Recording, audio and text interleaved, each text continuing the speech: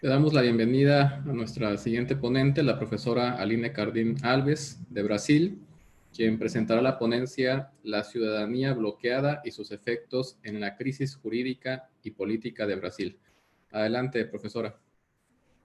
Ah, bueno, buenos días a todos. Em Brasil, buenas tardes. É uma alegria e uma satisfação estar participando deste 6º Congresso Internacional de Direito Processual Constitucional, em homenagem ao professor Roberto Romboli, ao qual admiro muito sua trajetória acadêmica e estou muito agradecida de ter sido sua aluna e orientanda em um curso de especialização que eu realizei no ano de 2013, por sua generosidade a que sempre me acolheu.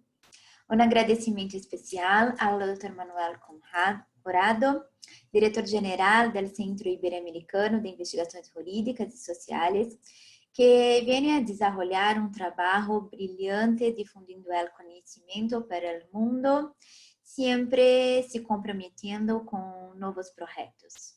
Um saludo a todos os panelistas e também nossos ouvintes de esta manhã em México e na parte da tarde em Brasil. O tema que me gostaria conversar com vocês hoje é sobre a cidadania bloqueada e seus efeitos em la crise jurídica e política de Brasil. O território brasileiro começou a mudar-se tanto geograficamente como politicamente há quase 520 anos. Em este período, passou do estado de colônia ao del sede do império, a uma monarquia tardia, a uma república formada por militares monarquistas. Se enfrentou a de las ditaduras, el cívico-militares, ele finalmente, como dissemos, passou a existir só em 1988 com o nome e o espírito da República Federativa do Brasil. Em seus siglos de existência, Brasil, único nome que se ha perpetuado a lo largo de todos os regimes políticos, ha enfrentado transformações e desafios próprios que hacen difíceis. Para aqueles que não se ha versado muito em ciências políticas e teoria do Estado, e incluso para aqueles que lo são, definir como e por que chegamos a esta situação em Brasil que estamos enfrentando hoje, por este motivo que tive a ideia de trazer este tema a vocês. Sin embargo, este contexto desarmônico em que nos encontramos hoje no Brasil, como coletivo e também como indivíduo, pode ser observado bajo a uma perspectiva da construção da identidade do nacional brasileiro como cidadão e a forma em que esta identificação é afetada por patrões que se repetem em vários estados nacionais nos últimos anos.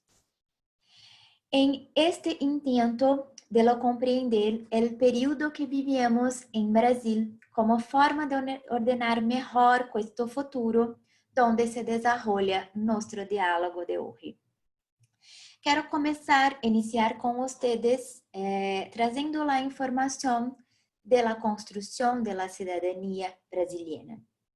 Nenhum Estado nacional pode existir sem cidadãos. Sin embargo, o que constitui exatamente cidadão e qual é a qualidade da cidadania que exerce, ha variado ao largo da história e por diversas culturas que coexistem a nível global. Existe uma obra, Cidadania, Classe Sociale e Status, de 1967, que é uma principal obra ocidental que trata muito bem do assunto de Marshall. Marshall afirma que há 3 dimensões da cidadania, que podem, em grande medida, ser associadas a que lo conhecemos como os direitos fundamentais. Marshall afirma que só se pode considerar um indivíduo como cidadão completo quando este, de forma ativa, goza de las 3 dimensões da cidadania. E quais são as 3 dimensões? O autor entende que as dimensões da cidadania estão diretamente vinculadas com as instituições do Estado Nacional moderno, originado a lo largo de las revoluciones del siglo XVIII, tales con los poderes del escrito con Montesquieu.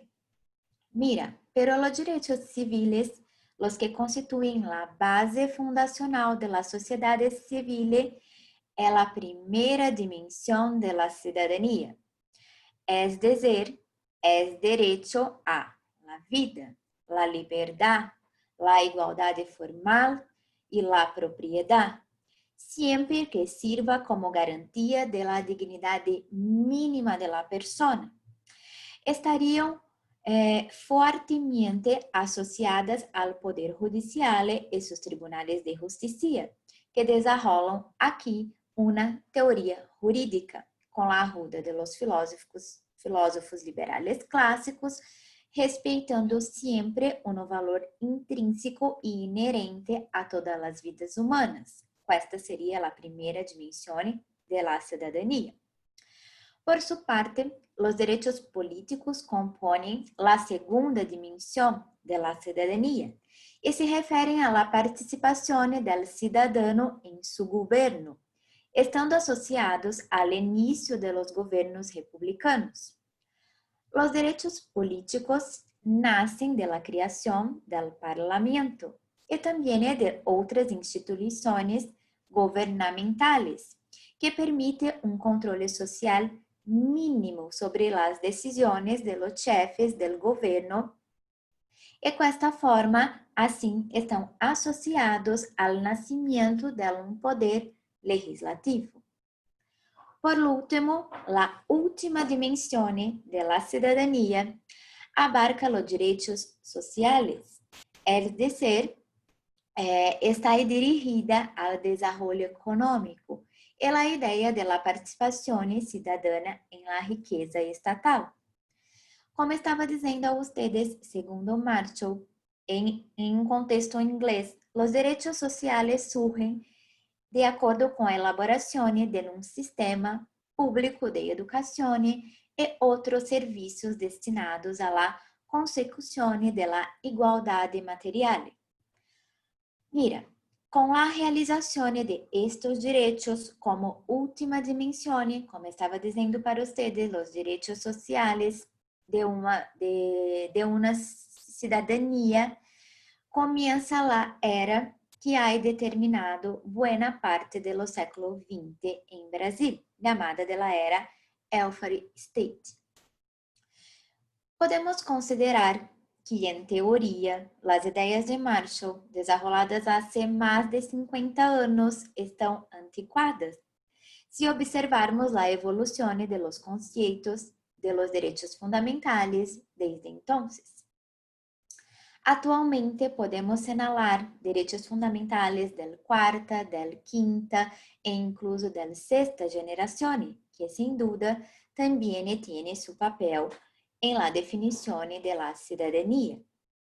Sin embargo, aunque consideramos estas outras dimensões de la cidadania, é possível identificar em Brasil alguns bloqueios a seu exercício completo. E quero que mirem que há bloqueio e que vamos a desenvolver ao longo dessa charla, que não ocorreram solamente a título de limitações a ou outro direito, por exemplo, a limitação de idade para os direitos políticos, pero que evoluções que se prestaram a impedir efetivamente o desenvolvimento da cidadania como lá identifica em países europeus. Señala-se que en nuestro país, en Brasil, la cronología de la afirmación de los derechos de la ciudadanía es diferente de la observada en países representativos como el Occidente. Es decir, para ustedes, países de la Europa Occidental y América del Norte, presenteada por Marshall como la ideal, ¿sí?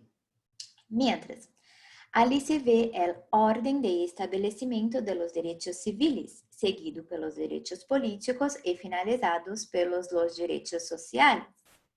Em Brasil, se observa que os direitos sociais foram procedidos de los demás, al menos en la formación de la Primera República, de la Prima República, e que os direitos civiles e políticos solamente se exercitam plenamente com o advento, com o surgimento da Constituição Federal de 1988, lo que sin duda tiene um efeito muito ativo em la forma em que se exerce a cidadania hoje em Brasil. Aunque cada país tiene su cronología y bloqueos propios al ejercicio de la ciudadanía integral, los desafíos que enfrenta el territorio nacional y brasileños son similares a que los enfrentan los países vecinos, que compartilham las dificultades de haber sido colonias de exploraciones y no de ocupaciones. El país superó algunos obstáculos y fenómenos que les son muy propios, tales como el término tardío de la esclavitud e la forma em que se tratou la cosa pública ao largo de toda a história em Brasil. E quero agora a dizer para vocês como esta cidadania está bloqueada em Brasil. Em Brasil, como estamos falando, o primeiro obstáculo à la cidadania ha originado de todos os tipos del problema social que sigue teniendo repercusiones en todo o país até hoje, que é a esclavitud. Imposta tanto aos pueblos indígenas nativos como a poblaciones traídas pela força del continente africano em los séculos XVI e XIX. La esclavitud era essencial para el mantenimiento de los latifundios, monocultores, la principal fuente de renda del Brasil en la época de la colonia. Inicialmente, quero dizer para ustedes, los colonizadores hicieron el intento de esclavizar a los nativos del territorio y o que no funcionó. La orden jesuita tenía interés en la catequización de los indígenas, además de existir dificultades prácticas en la imposición de la disciplina y trabajo en la forma necesaria para mantener el cultivo de la cana de azúcar, el tabasco en Brasil. Así, se inició la importación de diversas poblaciones del continente africano, como era realizado por outras colônias inglesas e espanholas em las Américas. Sin embargo, é evidente que a economia colonial se volvió dependente de los esclavos trazidos del continente africano. Como país independente, Brasil foi um dos últimos del mundo em proibir la esclavitud, em 1888. Ano em que a população esclava em um país superava em quase el dobro de la população livre.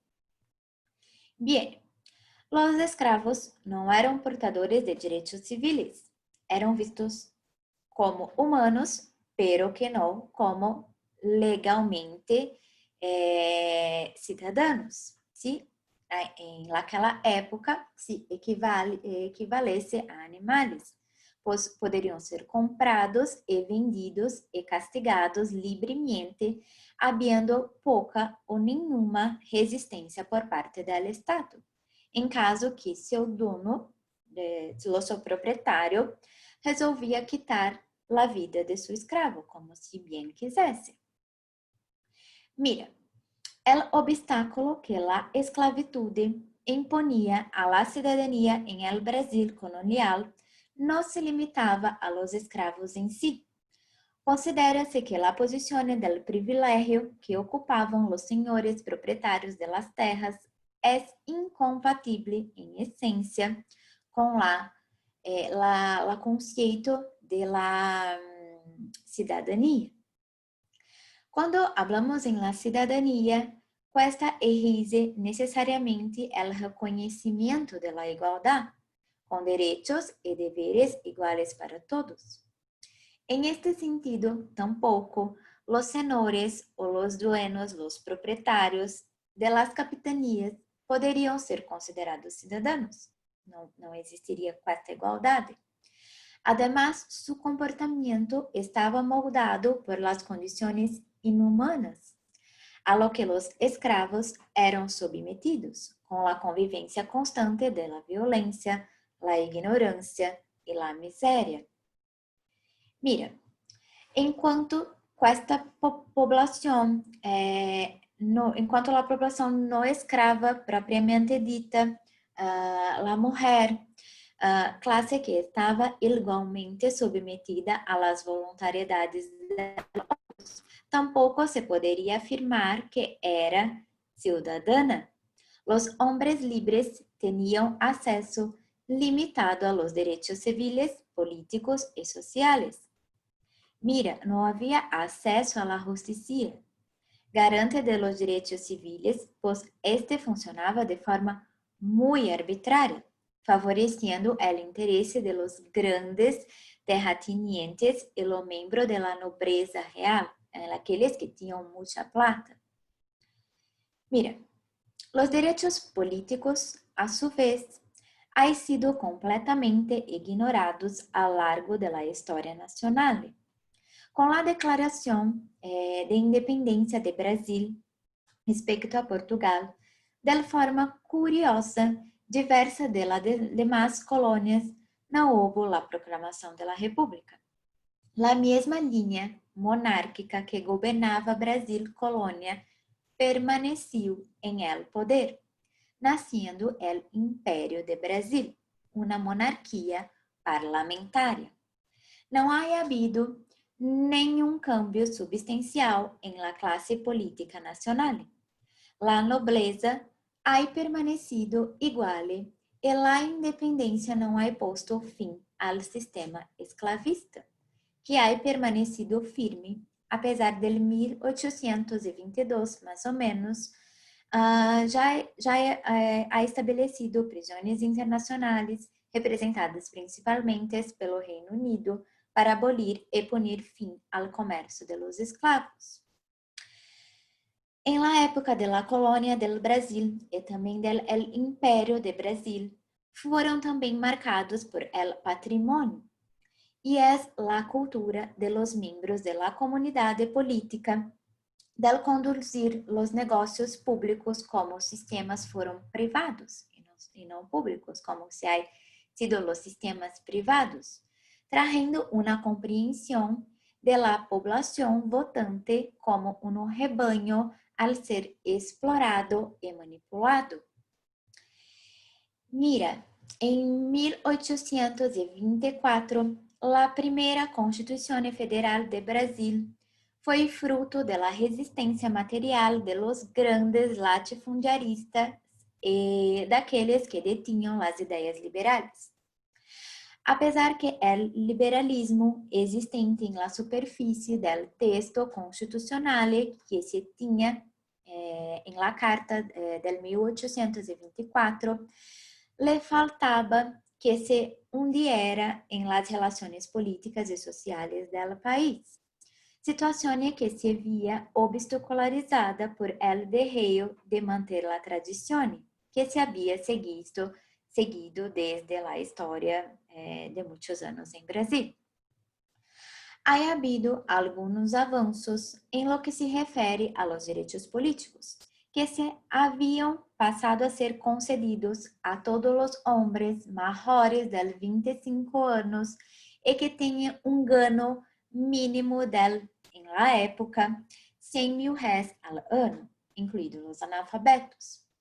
La población votante, a pesar de las restricciones, compreendía buena parte de los hombres libres de la época, que poderiam votar para eleger sus eleitores y estos, a su vez, votariam de hecho em cargos públicos a nível nacional, pero que tinha que ter uma quantidade mínima de plata. Evidentemente, a súbita concessão de los derechos políticos a uma população que não possuía uma consciência do que é a cidadania tuvo suas consequências demonstradas em alto índices de fraude eleitoral na época. Os jefes políticos eram elegidos com a ajuda de toda a classe de las artimanhas, e a su vez, os votantes percebiam o valor de su voto, passando a cobrar por ele. E desta forma, a perpetuação da mesma classe política em o poder ganara legitimidade e a população permanecia sem compreender o real significado da cidadania e também da participação social. Pouco depois da concessão de los derechos políticos mínimos e parciales a la población libre, hubo la firma la Carta de Abolición en 13 de mayo de 1888. Sin embargo, aunque las élites não ha elaborado um sistema legal de segregação, aceitando esporadicamente que um descendente negro de um senhor de terras se insertava em seu meio. Nada ha providenciado por la inserção social efetiva de la población escrava. Recién liberados, pero nunca visto como iguales, los escravos tiveram grande dificuldade para ingressar em la convivência social ao lado de los hombres blancos e livres, que não aceitaram dividir as mesmas classes, as mesmas camadas sociais. A consequência foi o mantenimento de las mesmas relações del poder que existiam durante a esclavitud.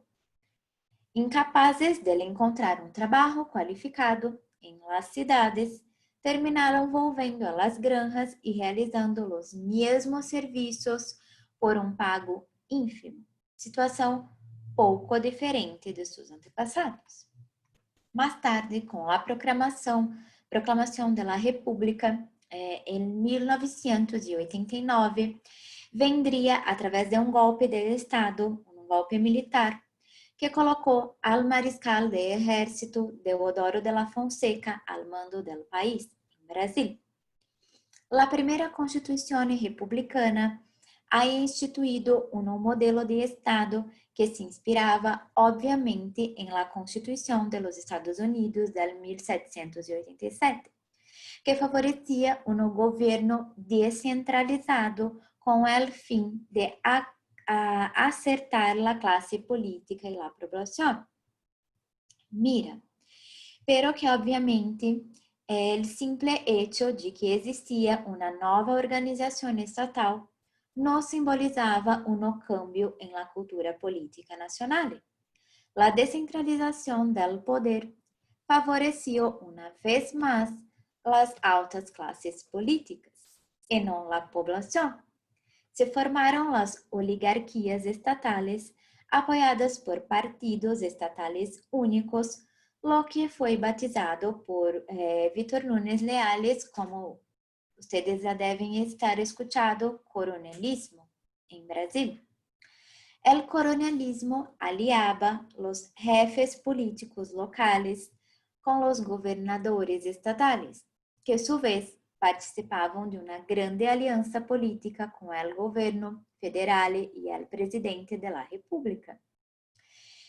Este cenário estava intimamente relacionado com o clientelismo, que chamamos, que é quando um votante, um cliente, era sumisso e dependente do coronel, que é o patrão, através de uma relação que a maioria das vezes no era personal, sino meramente económico-financiera. El colonialismo y el clientelismo, como dice a ustedes, favorecían siempre un mantenimiento de las fraudes electorales, pues simbolizaban la perpetuación de una clase política determinada ad infinito en el poder público, solo que evidentemente teria solamente beneficios económicos. En este sentido, impedían el adecuado ejercicio de los derechos políticos.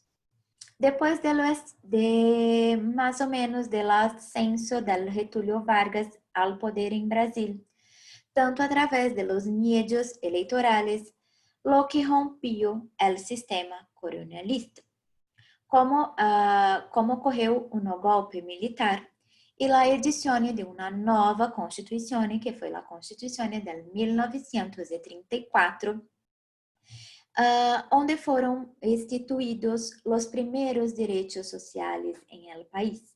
Solamente depois de 1934, com o surgimento da Constituição de 1937, que tivemos os direitos sociais instituídos em el país.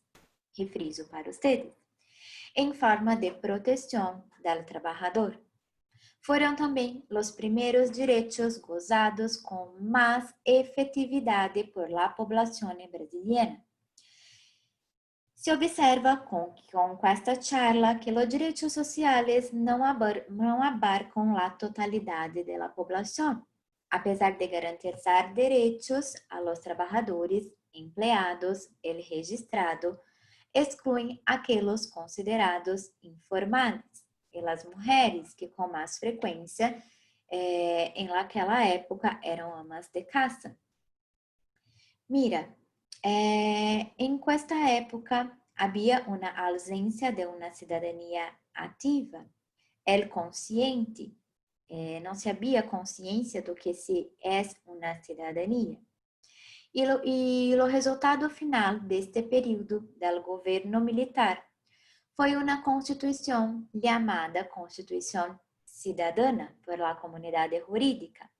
Ha habido a preocupação constante da Assembleia Constituinte para criar um mecanismo que se pudesse eventualmente fazer uma migração positiva de uma cidadania passiva a uma cidadania ativa, ao elaborar uma larga lista de direitos sociais que não só mais se limitavam a meros benefícios, pero que abarcavam, por exemplo, o acesso à educação, à saúde e a um meio ambiente saudável.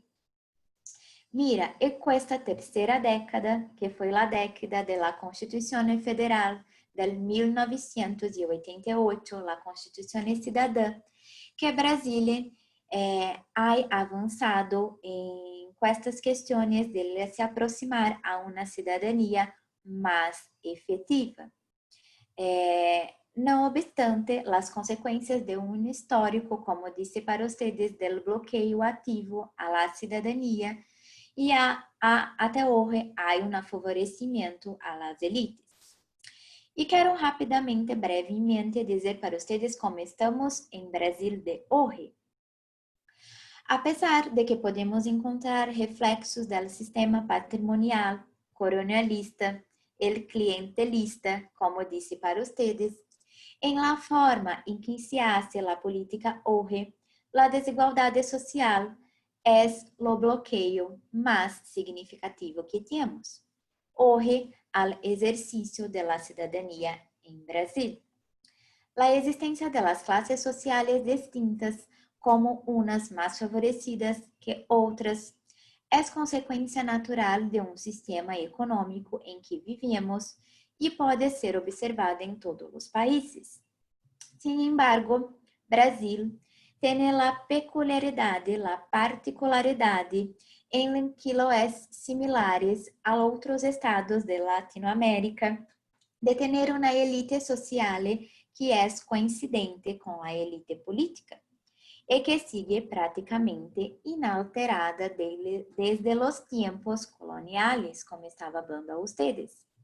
Al mesmo tiempo, se creou uma classe baja e média, atualmente que em Brasil se corresponde a uma média de 85,6% da população, cujo maior problema não é só a falta de las condições financeiras ou culturais, sino que é uma ausência de pré-condições sociais, morales e culturales que permite essa apropriação. Os membros desta classe sociais mais baixa e mais desfavorecida são principalmente descendentes de los esclavos libertos. Formam uma parte da população que foi constantemente e deliberadamente ignorada e excluída de qualquer projeto para o Brasil, que em realidade tuvo sua cidadania negada, foi borrada e perseguida, sendo obrigada a buscar, sem outra alternativa, qualquer trabalho que lhe proporcionara a comida de esse dia. Digo para vocês que, sem sequer ter com esta população uma remota possibilidade de acumular riquezas e oportunidades que se otorgam em um futuro mais próprio para su prole, por exemplo. Mira, as soluções que a classe política viene presentado para este estrato social são diversas, pero sempre paliativas, porque não atacam nem poderiam atacar a raiz do problema. O bloqueio da cidadania em Brasil, devido a esta desigualdade abismal que existe entre os diferentes estratos sociais. Há costume em associar com esta desigualdade como algo inerente ao país, como no mal de origem, de uma maneira que o Estado tendria pouco controle sobre o tema, o que é um absurdo.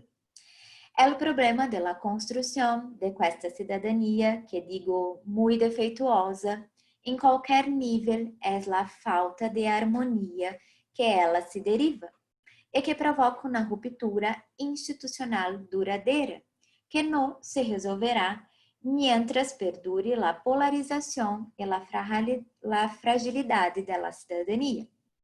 Com esta ingerência negativa do Estado brasileiro, com o maniatamento adaptado de los fenômenos patrimoniales, coronelismo e o clientelismo, tuvo grande participação também com a perda da confiança da população. Da mesma forma em que o sistema político de esta nova república ha contribuído também para o que chamamos hoje de presidencialismo da coligação.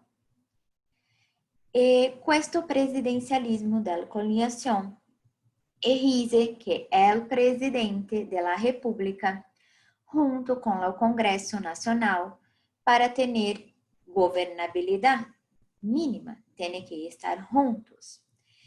O sistema é muito similar ao dos Estados Unidos, com a considerável diferença é que em Brasil não temos poucos partidos políticos, temos muitos, que pode tornar-se em la hegemonia política nacional em grande número. A última conta, hecha por el Tribunal Superior Eleitoral, chegou ao número del 33, de la qual pouco não tem representação em lo poder legislativo federal. Mira, o Congresso Nacional em Brasil, por sua parte, por estar composto por tantos partidos, atualiza mediante a realização de coalições que podem funcionar favoravelmente ou contrariamente ao governo, com uma forte tendência a bloquear qualquer projeto que poderia, de hecho, realizar cambios sociais para o futuro. Existe uma força muito grande. Este sistema, aunque bem aceitado durante os anos em que o Brasil gozava de um galopante crescimento econômico, mais ou menos ao final do século XX, passou a ser muito criticado quando vinieron la superficie de los escándalos de corrupción resultante del questo sistema, entre los cuales todos os outros já escutaram em las redes internacionais do Mensalão e la Lava Jato, que afetaram duramente a credibilidade do partido político que estava a cargo do poder executivo em esse momento, que era o Partido de los Trabalhadores, o PT. Em este mesmo sentido, observamos que o processo de impeachment que derrocou a presidente Dilma Rousseff, do Partido de los Trabalhadores, do governo federal, e reemplazou por seu vice-presidente Michel Temer, foi consequência direta do presidencialismo de coligação, em dois principais sentidos. O presidente ha perdido a governabilidade ao não conseguir mais campo da negociação com o Congresso, que cria número del centro, que havia sido representado por Michel Temer, seria mais apto para dirigir o país em la forma e la medida que o poder legislativo estava acostumbrado. Também o ex-presidente ha perdido a confiança de grande parte da população, que é indignada com os escândalos de corrupção que implicavam o ex-presidente Luiz Inácio Lula da Silva, também de los partidos de los trabalhadores, não creia em la rigidez do governo de sua sucessora. Também uma tendência que se está construindo ao redor do mundo, que sem dúvida teve papel importante em lo processo de impeachment em 2016 e que culminou em la eleição atual do presidente da República, Jair Bolsonaro, é a crise política que vivemos hoje. Há uma ruptura em el movimento democrático que tem seu lugar de uma forma muito clara este momento em Brasil. As principais características de líder como Jair Bolsonaro hoje, que é autoritário em Brasil, que ha sido muito criticado por la população, por suas posturas muito rígidas, muitas vezes causando retrocesso nos direitos, principalmente nos direitos sociais adquiridos em Brasil. Mira, desde antes da eleição, como estava dizendo, de Dilma Rousseff em 2014, é evidente a violação dos cimientos da democracia. As jornadas de junho de 2013 em Brasil foram um movimento popular de muita revolta, uma das maiores manifestações da história do país, que não tinha nenhuma existência clara. As bandeiras eram diversas e, apesar de isso, tinham um ponto em comum: a insatisfação com o governo PT. Pouco depois, com a explosão da Operação Lava Jato, ex-Partido de los Trabajadores se converte com a imagem da corrupção. E ex-presidente Dilma Rousseff, que durante muito tempo havia ocupado a direção da Petrobras, um dos estatais mais involucrados em la corrupção investigada por la Operação Lava Jato, foi considerada pela opinião pública parcialmente responsável de não ser atuado ante as evidências de la improbidade. Mira, temos em Brasil um momento muito delicado, porque estamos contando com uma cidadania muito passiva, uma cidadania onde a população brasileira certamente não existe. Acontecimento dos últimos anos ha demonstrado que há disposições suficientes para se manifestar-se favoravelmente ou contrariamente a qualquer conjuntura política nacional. Sem embargo, todavia, dúvidas sobre sua qualidade, dudas que surgen en lo contexto de las elecciones del año del 2018, por ejemplo, que fue la elección de Jair Bolsonaro, por la utilización muy grande de las redes sociales como formadores de opiniones, que permitía a los ciudadanos quedar atrapalhados en una confusión de informaciones sem escutar jamais o contraponto sério e adequado. Ante a mais recente crise institucional do Brasil, em que os poderes executivo, o poder legislativo e o judicial também lutam entre si durante a inestabilidade econômica causada hoje também pelo Covid-19, se cierne em la incertitude de si esta cidadania será suficiente para salvar a democracia, que é isso que ha me preocupado muito. Me gusta agradecer a ustedes por ter escuchado esta charla. Por conta do tempo, não temos como aprofundar muito o tema, pero que é apenas um resumo. Posteriormente estarei encaminhando o estudo completo desse tema, caso lhe gustem ter acesso e compartilhar com demais colegas. Muitas graças pela participação. Um saludo de Brasil.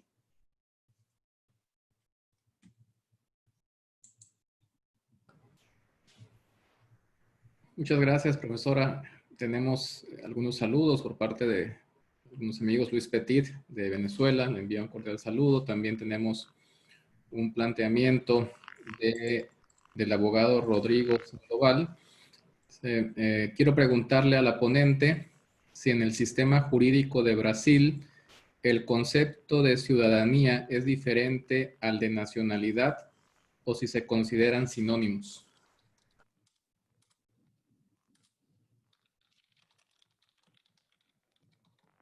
Posso responder?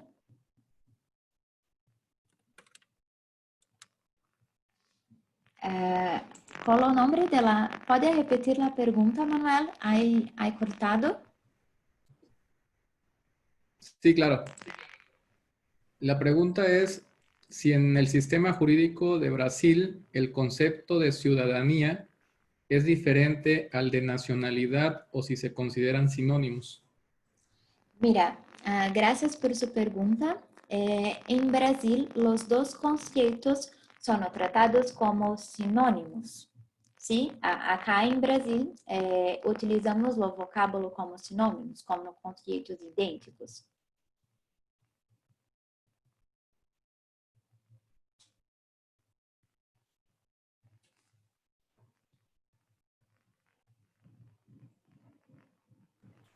Bueno, con esto vamos a cerrar entonces la participación de la profesora Aline. Cabe señalar también que ella está a cargo del capítulo de Brasil del Centro Iberoamericano de Investigaciones Jurídicas y Sociales. Profesora, muchas gracias por acompañarnos en este congreso. Gracias. Gracias, Manuel. Un saludo.